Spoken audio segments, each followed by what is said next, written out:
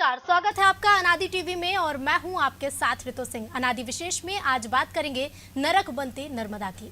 मध्य प्रदेश की जीवन रेखा नर्मदा गंदी हो रही है। नर्मदा में लगातार समा रही गंदगी ने इस नदी के अस्तित्व पर संकट पैदा कर दिया है। प्रतिदिन 16.20 करोड़ लीटर गंदगी नर्मदा में डाली जा रही है और इसमें फैक्ट्री के रसायन से लेकर सीवेज का गंदा पानी तक शामिल है। नर्मदा में फेंका जा रहा कचरा और पूजन सामग्री भी नर्मदा को गंदा कर रही है। प्रदेश के कई शहरों के आसपास नर्मदा में भयानक प्रदूषण है। बहुत से इलाकों में नर्मदा का पानी अब पीने लायक भी नहीं है। कुछ क्षेत्र ऐसे भी हैं जहां नर्मदा के पानी में नहाना खतरनाक हो सकता है। नर्मदा में ये सारी गंदगी और प्रदूषण हम इंसानों ने ही डाला है। इसके कारण नर्मदा के जल में पलने वाली कई प्रजातियों पर भी खतरा है। रेत का अवैध उत्खनन नर्मदा को खोखला कर रहा है। अतिक्रमण ने इसका दायरा कम कर दिया है और अब प्रदूषण के कारण नर्मदा के अस्तित्व पर संकट है। नर्मदा को पूजने वाले श्रद्धालु पूछ रहे हैं कि नर्मदा को गंदगी और प्रदूषण से मुक्ति कब मिलेगी।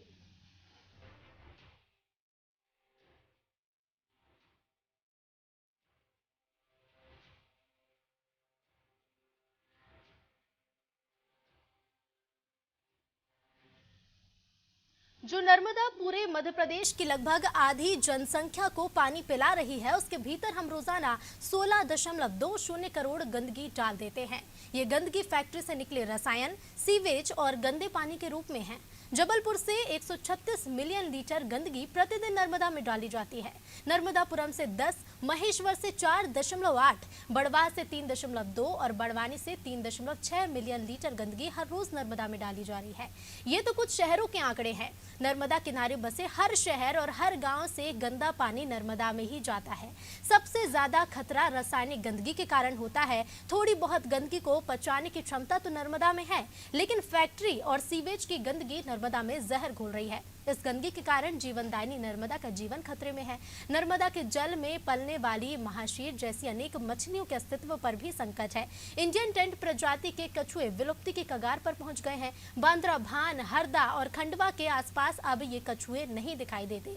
अपने उद्गम अमरकंटक से लेकर अपने अंत तक नर्मदा का शरीर छलनी हो चुका है। अमरकंटक के घने जंगल लगातार कट रहे हैं और इस कारण नर्मदा की धार पतली होने लगी है। यहाँ 18 करोड़ का सीवेज ट्रीटमेंट प्लांट अधूरा पड़ा हुआ है। शुरू से ही नर्मदा गंदगी लेकर बह रही है। जबलपुर में ग्वारी घाट पर नर्मदा नदी में सबसे ज्यादा गंदगी मिलती है।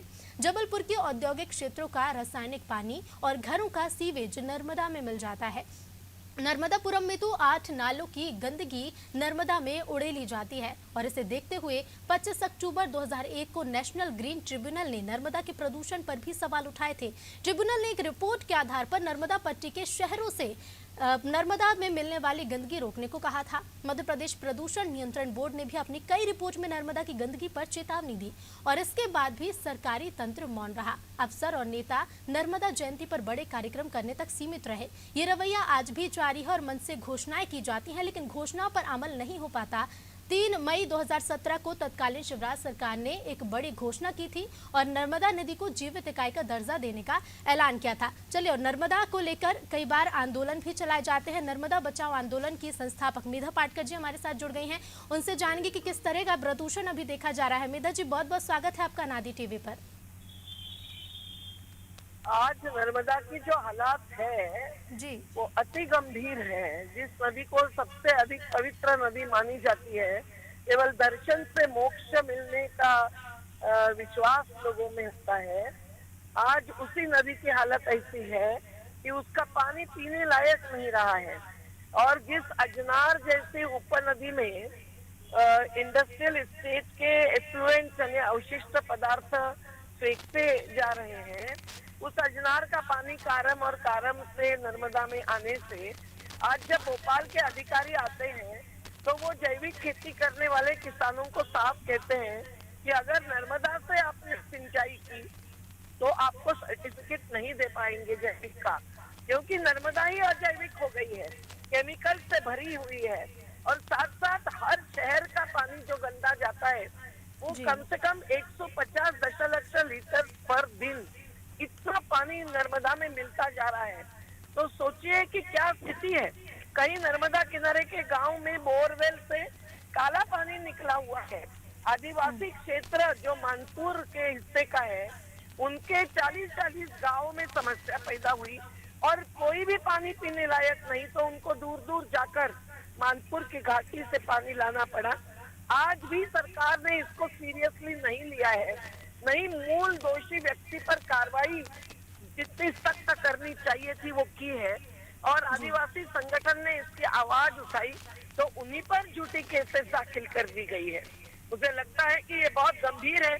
पर नर्मदा में अवैध रेत खनन भी एक कारण है कि नर्मदा सूखती जा रही है यमुना की दिशा में। इसीलिए सरदार सरोवर बांध ऊंचा गया है पर नदी का पानी नीचे ही रह गया है। जिन गांवों को हजारों हजारों परिवारों को विस्थापित किया, उनका विस्थापन भी एक प्रकार से खाली जा रहा है। नहीं रात मध्य प्रदेश को बिजली का मिला है, नहीं पुनर्वास अभी 50,000 परिवारों का हुआ, पर 36 साल संघर्ष से शांति और मैदानी आज भी हजार एक लोग बाकी है, तो पुनर्वास का कार्य भी आगे नहीं बढ़ा रहे। आज नर्मदा की ये प्रदूषित होने की स्थिति हमें बहुत ही गंभीर चित्र दिखाई देता है। जब राजनेता घोषणा करते हैं लेकिन प्रत्यक्ष में ऐसी स्थिति है तो उन्हीं को दोषी मानना जरूरी है।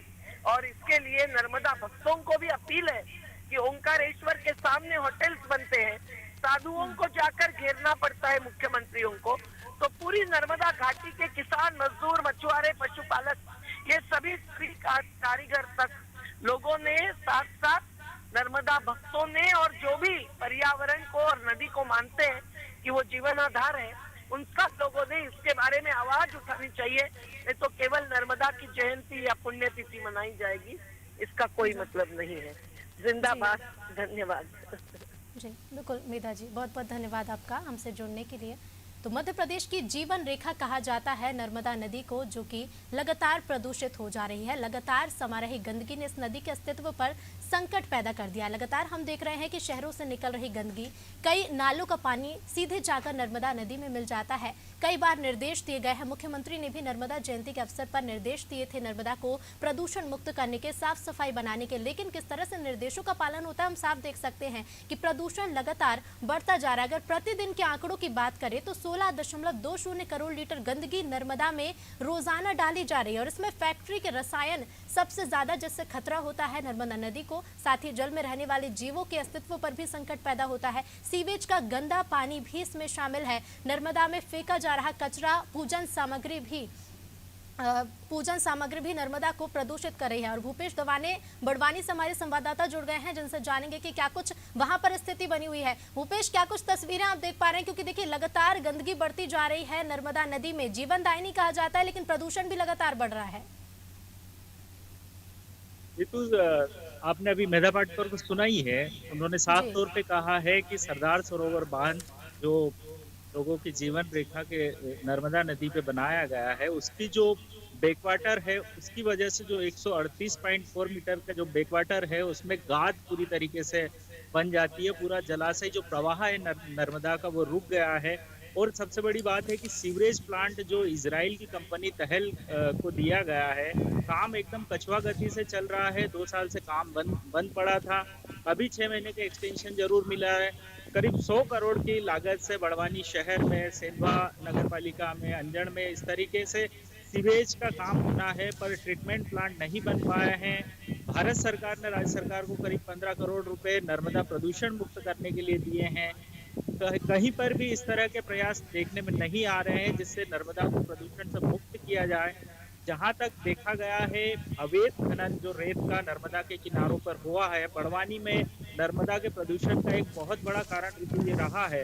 हालांकि जो प्रदूषण नियंत्रण बोर्ड है उसने जरूर रोक लगा रखी है, पर गाहे बगाहे यहाँ पर नर्मदा में अवैध रेत का उत्खनन लगातार जारी है। और अभी भी ये आज भी ये लगातार चल रहा है। जो खेड़ी पीपलूद की जो रेत की खदानें हैं उनमें आज भी नर्मदा से अवैध रूप से रेत का उत्खनन किया जा रहा है, और यही इस जलाशय की जो है उसका एक कारण बना हुआ। जो नर्मदा के राजघाट और यहाँ के जो घाट है वहां पर पीएचई ने कुछ दिन पहले पानी का सैंपल लिया था, तो जो पीएच वैल्यू है यहाँ के पानी की वो बहुत, उसके मानक बहुत स्तर के नहीं आए हैं, वो पेयजल लायक नहीं रहा है।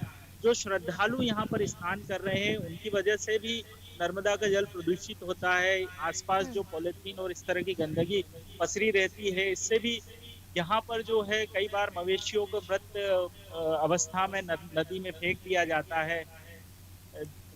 जो जिस तरीके से घाट को साफ सफाई और नर्मदा को प्रदूषण से मुक्त रहने के जो प्रयास ऋतु होना चाहिए, उनमें काफी खामी देखने को मिली है और यही वजह है कि नर्मदा लगातार प्रदूषण का शिकार हो रही है। ऋतु। जी बिल्कुल रूपेश, देखिए कई कारण हैं जिस कारण से प्रदूषण बढ़ता जा रहा है। जैसा कि आपने बताया कि मृत मवेशियों को भी फेंक दिया जाता है, पूजन सामग्री भी डाली जा रही है, श्रद्धालु भी कई तरह से जिम्मेदार होते हैं क्योंकि पूजन सामग्री डाल देते हैं और कई जगह से जो सीवेज का पानी आता है और यही पानी जो है नर्मदा नदी का पानी पीने के लिए भी सप्लाई किया जाता है, तो लोगों को भी स्वास्थ्य संबंधी समस्याएं होने लगती हैं।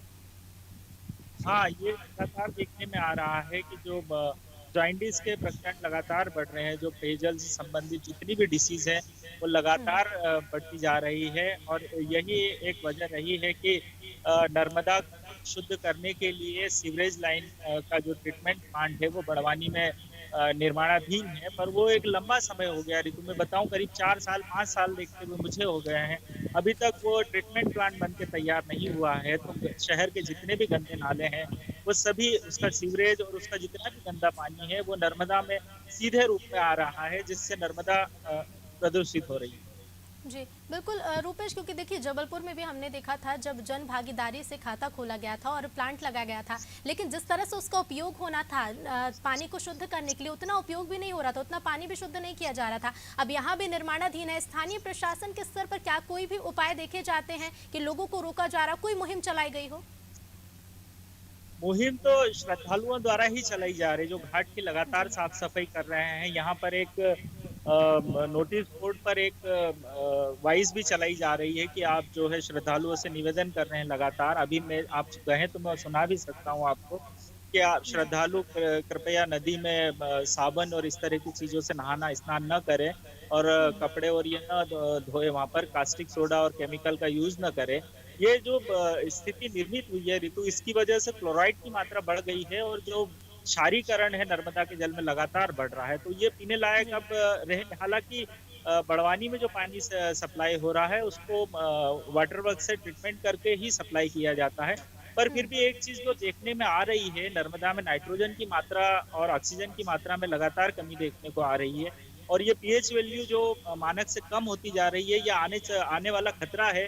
जो जिस तरह से नर्मदा को जीवनदायिनी कहा जाता है, पर ये जलाशय के रूप में प्रवाह को रोक देना और उसके बाद लगातार अवैध रूप से रेत का उत्खनन करना, उसके अलावा भी श्रद्धालुओं द्वारा नदी को प्रदूषित करना, सीवरेज का गंदा पानी मिलना, वन जो यहाँ सघन वन क्षेत्र था उसकी लगातार कटाई होने से, ये सब कारण रहे हैं जो नर्मदा को लगातार प्रदूषित कर रहे हैं। और जो प्रदूषण कंट्रोल नियंत्रण बोर्ड है बस नाम का ही है, प्रशासन भी जो है वो बस नाम का कागजी खाना पूर्ति करने में लगा हुआ है ऋतु, जबकि होना ये चाहिए कि सीवरेज का जो ट्रीटमेंट प्लांट है वो कम से कम 4 साल पहले ही बन जाना चाहिए था, ताकि नर्मदा को प्रदूषण से जो आप कह रहे हैं वो चीज अमल में भी होना चाहिए। जमीनी हकीकत और धरातल पर नर्मदा को प्रदूषण से बचाने के प्रयास दिखने भी चाहिए। कागज भर में कह देने से नर्मदा रूपेश, मैं आपको यहाँ रोकना चाहूंगी। हमारे साथ एक श्रमदानी संजू शर्मा जी जुड़ गए हैं। बहुत बहुत धन्यवाद रूपेश आपका हमसे जुड़ने के लिए।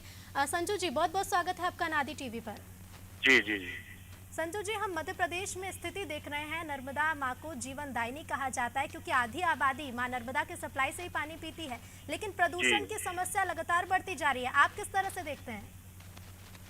मध्य प्रदेश की जीवनदायिनी माँ नर्मदा है और अब हर नगर पालिका नगर पंचायत को वाटर ट्रीटमेंट प्लांट लगाना चाहिए जिससे नर्मदा का जल प्रदूषित ना हो, और वृक्षारोपण इतना ज्यादा क्या नर्मदा तट पर कराना चाहिए।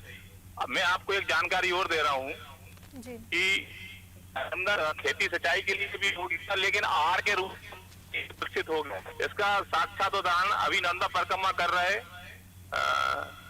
नर्मदा मिशन के भैया ही सरकार जो है, जो 4-5-600 दिन हो गए लगभग जल पीना आहार के, तो नर्मदा जल आहार के रूप में विकसित हुआ है कि अगर नर्मदा जल पीते रहेंगे तो आदमी को कुछ नहीं होगा।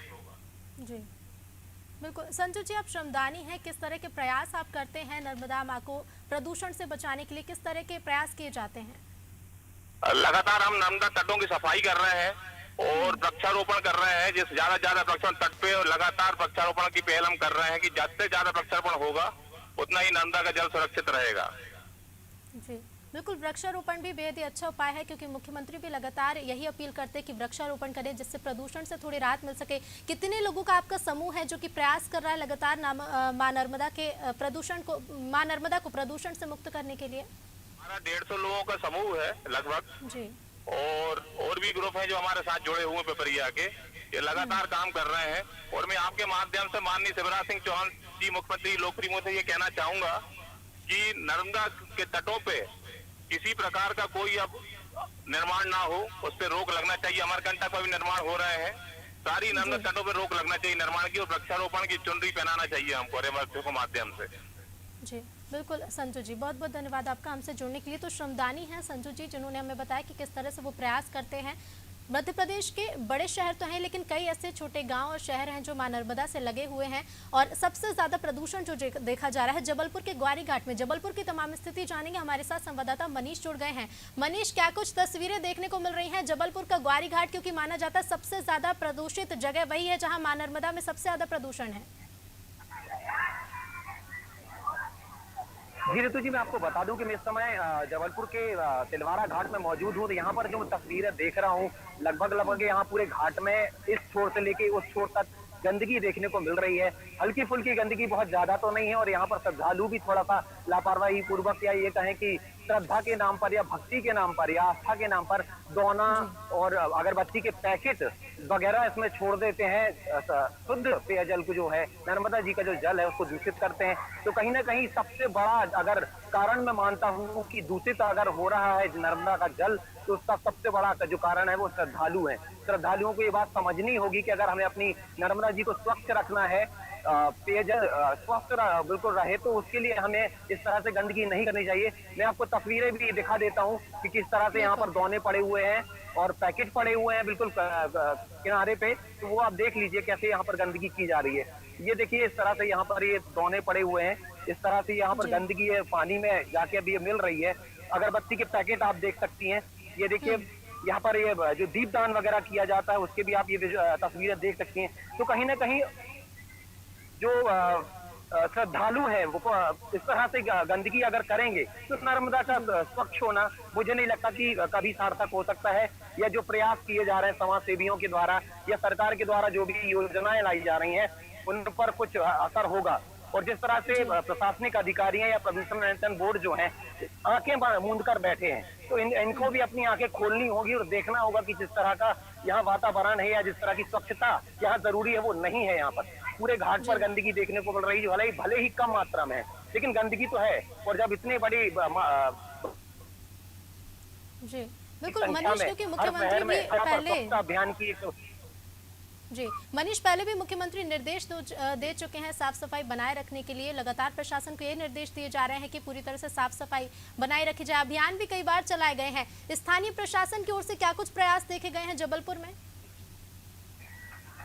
ऋतु जी, दिक्कत यही है कि स्थानीय प्रशासन बिल्कुल शुद्ध नहीं लेता न। यहाँ पर कोई ऐसी प्रयास किया। हाँ, इतना जरूर कि मैंने यहाँ स्थानीय लोगों से जो है उनसे बात की, तो बोले नहीं, साफ सफाई होती, सुबह शाम साफ सफाई होती। तो कहीं ना कहीं जितना ध्यान देना चाहिए उतना ध्यान नहीं दिया जा रहा। हम मानते हैं सफाई होती है, लेकिन कुछ लोगों के यहाँ पर होना भी तो चाहिए कि अगर यहाँ पर बड़ी संख्या में श्रद्धालु रोज प्रतिदिन सुबह शाम दोपहर यहाँ पर आते हैं। अभी भी हम तस्वीरों में देखते हैं पर बड़ी संख्या में यहाँ पर श्रद्धालु जो है स्नान कर रहे हैं, यहाँ पर दीपदान कर रहे हैं, पूजा पाठ कर रहे हैं, यहाँ पर बैठे हुए हैं, कई कार्यक्रम चल रहे हैं। तो कहीं ना कहीं इस चीज को भी ध्यान में रखना होगा प्रशासन को कि अगर यहाँ पर बड़ी संख्या में श्रद्धालु पहुंचते हैं, तो उनको वहाँ ये प्रॉपर गाइडेंस देने के लिए यहाँ पर कुछ लोग मौजूद रहें और उनको गंदगी ना फैलाने दें, उनको रोका जाए। हम बोलते मत करिए कोई चालान, कुछ मत करिए, कम से कम रोक टोक तो सकते हैं। तो जो गंदगी आज नर्मदा जी में मिल रही है, कम से कम उसको हम रोक सकते हैं। फूलदान तक छोटा मोटा फूल हम दान करते, कोई दिक्कत नहीं है, लेकिन जब हम दोना उसी में छोड़ते हैं, जब हम अगरबत्ती का पैकेट उसी में छोड़ रहे हैं, तो तमाम प्रकार की जो गंदगी जो दूषित कर रही है नर्मदा जी को, इसकी जिम्मेदारी कौन लेगा? कहीं ना कहीं प्रशासन को अपनी जिम्मेदारी को समझना होगा ऋतु जी, और इस पर ध्यान देना होगा। जी बिल्कुल मनीष, क्योंकि ये बेहद ही महत्वपूर्ण है कि जिम्मेदारी को समझा जाए और जल्द से जल्द इसका निराकरण किया जाए। बहुत बहुत धन्यवाद आपका हमसे जुड़ने के लिए। तो जबलपुर की तस्वीरें भी कुछ यही है कि एक बड़े स्तर पर गंदगी नहीं देखी जा रही है, लेकिन जो घाट हैं, अभी जिस घाट की हमने तस्वीरें देखी कि श्रद्धालु की वजह से भी कई तरह की समस्याएं देखने को मिल रही हैं। जो पूजन की सामग्री होती है, ऐसी कई चीज़ें होती है जो नदियों में प्रवाहित कर दी जाती है, और नर्मदा नदी में प्रदूषण का एक ये भी बड़ा कारण है।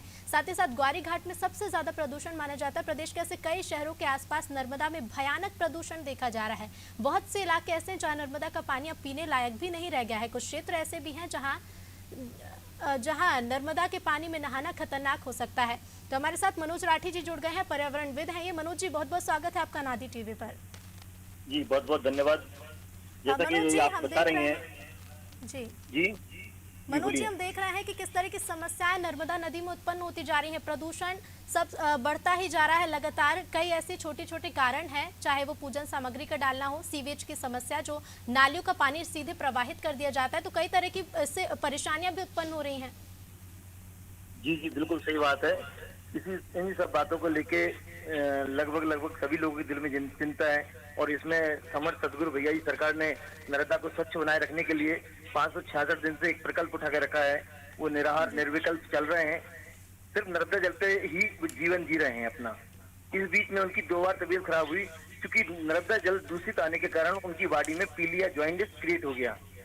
तो नर्मदा के जल में प्रदूषण आया, ये उनकी बॉडी ने बता दिया हमें, क्योंकि अन्न का कोई दाना नहीं ले रहे थे वो। और ये प्रदूषण उन गंदे नालों से आ रहा है, गंदगी से आ रहा है। तो ये, और रही सही प्रदूषण की बात, तो हमारे जो खेत हैं उनके फर्टिलाइजर और केमिकल भी नर्मदा में भारी मात्रा में उतर रहे हैं।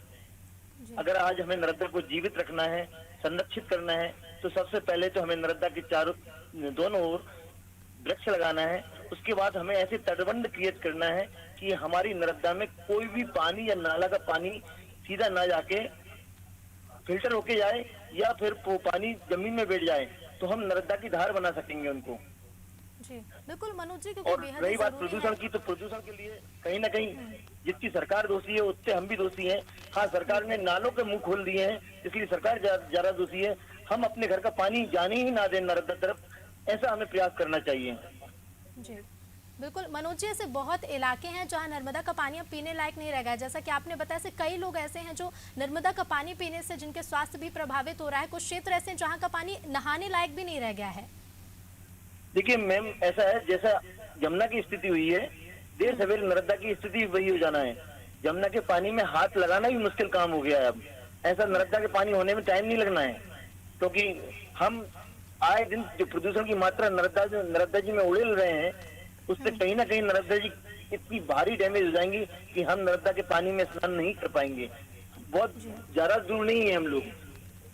बिल्कुल मनोज जी, क्या मानते हैं आप, ऐसे कौन से उपाय करने चाहिए? प्रशासन को तो करने चाहिए, क्योंकि देखिए लगातार निर्देश दिए जा रहे हैं और वो जिम्मेदारी भी बनती है, लेकिन जन भागीदारी भी जरूरी है। लोगों की भी जिम्मेदारी बनती है कि अपनी जिम्मेदारी समझें और प्रदूषण बढ़ने से रोकें। देखिए एक चीज है, सबसे पहली चीज कि बिना पैसे के भी हम काम कर सकते हैं। उसमें यह है कि जो नाले डायरेक्ट नर्मदा जी में गिर रहे हैं, उनको डक्ट बना के 2-3 डक्ट बना के फिल्टर करके नालों के पानी को निकाला जाए, तो सारी गंदगी वहीं रुक जाए। नालों से जो पानी फिल्टर हो उसको नर्मदा जी के कम से कम 1-2 किलोमीटर चला दिया जाए, उसके बाद नर्मदा जी में मिलाया जाए, जिससे पानी पूर्णतः शुद्ध होकर नर्मदा जी में मिलेगा। तो नर्मदा जी में गंदगी की मात्रा बहुत कम हो जाएगी शीघ्र। जी बिल्कुल मनोज जी, बहुत बहुत धन्यवाद आपका हमसे जुड़ने के लिए। तो बहुत से इलाकों में नर्मदा का पानी अब पीने लायक भी नहीं रह गया है। कुछ क्षेत्र जहां पर नहाने लायक भी पानी नहीं बचा है। लगातार प्रदूषण का स्तर बढ़ता जा रहा है। रोजाना एक बड़ी मात्रा में गंदगी सीधे नर्मदा नदी में प्रभावित हो रही है। और वैसे में सबसे ज्यादा जरूरत है कि खुद अपनी जिम्मेदारी समझे और नर्मदा में बढ़ते प्रदूषण को होने से रोके। चलिए इसी के साथ अनादि विशेष में फिलहाल इतना ही। देखते रहिए अनादि टीवी। नमस्कार।